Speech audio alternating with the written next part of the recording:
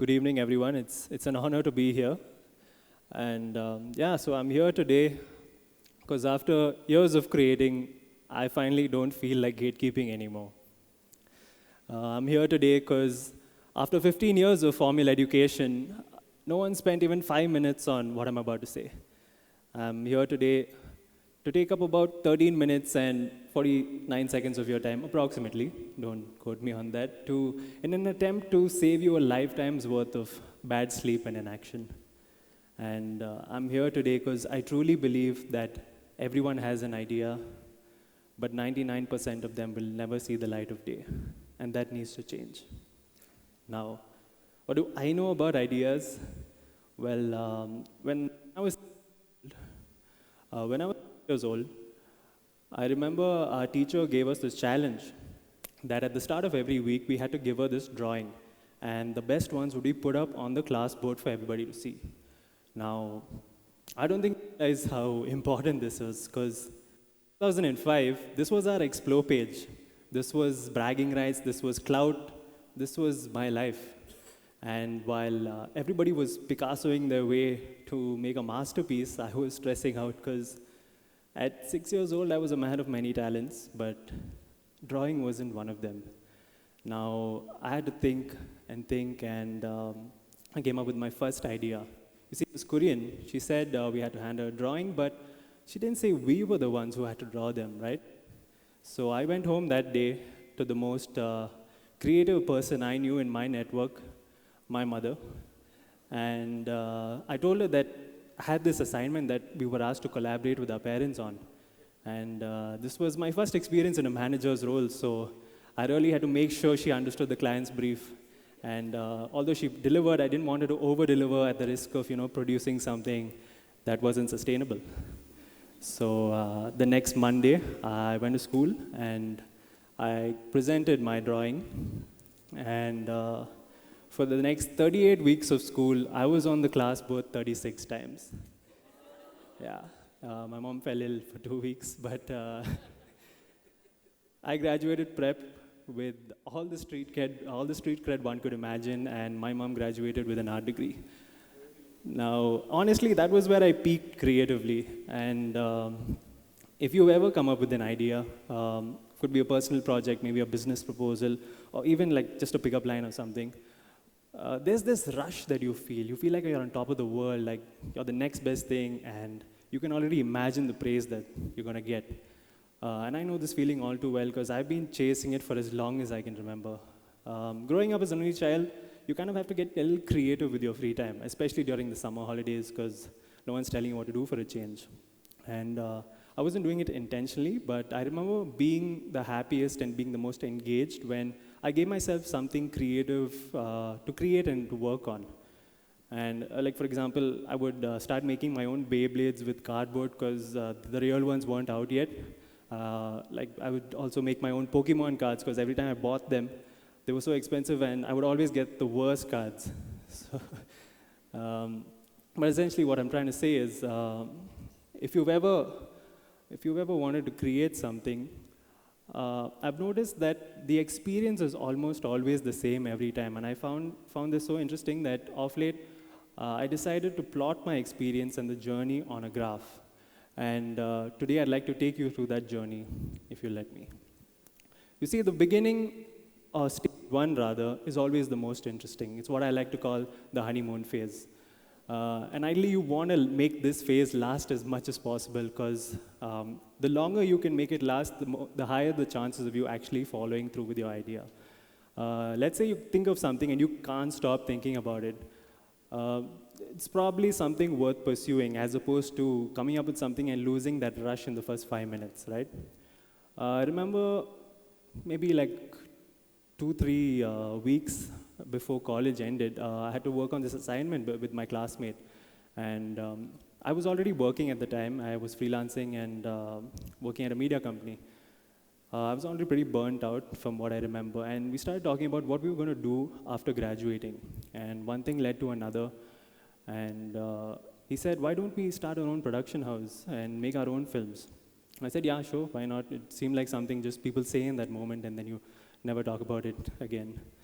But that conversation kept playing through my mind, and I started to imagine the lifestyle of never going to work every morning and being my own boss and choosing the kind of tasks and projects I get to work on. Uh, and as a rule of thumb, in my line of work at least, when I come up with a concept and an idea, I don't act on it immediately. That's partly because I'm lazy, but partly because I want to see if I feel the same way about it a couple days later. And which is why the following week when I went to office, I went to my boss and I told him, listen, I think I want to quit. And he said no. But that's a whole other story, never mind. But essentially, the beginning of the of stage one is probably going to be the highest in terms of your creative peak. Because what comes after is a whole different set of challenges. You see, once you actually start implementing your idea, you have that itch, you know you want to pursue this thing, but the second you actually start implementing, you realize there's a whole bunch of challenges and problems that come with it. A reality check of sorts. And once you hit this stage, this is where most of your ideas are probably going to die. And that's normal. I remember eventually I was able to resign from my job, and we started working on a few projects together.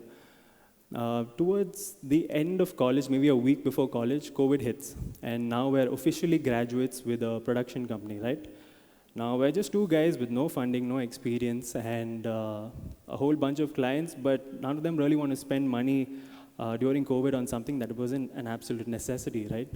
So there we pretty much doing everything on our own, from shooting, scripting, filming, managing clients, carrying the equipment, which is honestly the most taxing of it all.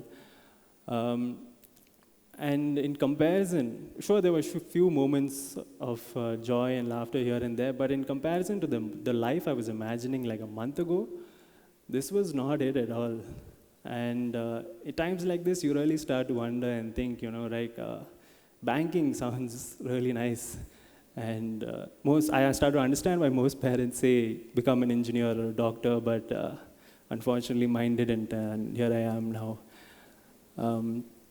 But naturally, you start to compare yourself with your friends who are going ahead in life in their own careers, and I even start to think of different alternatives for myself, like trading and e-commerce or selling a course, and they were all dreamy at first and enticing, but as soon as I started implementing them, I started to realize that there were a bunch of other problems and tasks that would come with those journeys.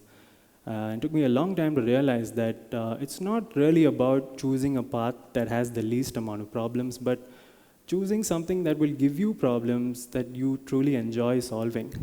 And once I had that clarity of sorts, it really helped me push through this phase. But regardless, stage 3 was a whole different ballgame altogether. It will throw you curveballs and creative blocks all at the same time, which is why I like to call it the Great Recession. With every creative endeavor, I've always landed at this point in some way or capacity. And the only way to know you're there is to have been there and come out of it. And crawling my way out of it has looked different every single time. I remember in school I was on a mission to collect all the Tazos from these Cheetos packets. And I had one left out of the set of 15, and then my teacher took away everything and I had to restart the collection. I also remember when I had to put together the school play, we had one rehearsal left, and then I was told I was the one who had to go get permissions from all the teachers we were impersonating on stage. And that was a very awkward moment for me. I remember in college, which is a place you're supposed to grow, learn, and prepare yourself essentially for the world out there.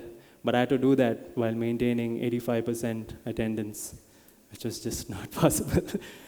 But one shoot I remember very well, which is about a year ago now. We had to shoot this travel film. We shoot a film for a travel company, and this was based in Delhi, a city none of us were familiar with at the time. And I was the last to arrive at the shoot, because I was shooting in Bangalore and I took the flight out immediately. So when I reached Delhi, I was greeted with this thick smog rather. And I realized all the memes of Delhi aren't really memes, they're news reports. But yeah, anyway, I reached the set way late in the morning, in fact, 2 o'clock, I think. And our set was just this abandoned warehouse, huge abandoned warehouse in the middle of nowhere with this bus in the middle of it, which was what the whole film was about. And all the lights were set up, all the equipment was rigged up, and I assumed that we were on time. We were about 1/3 of the shoot done, which was supposed to be a 36-hour long shoot.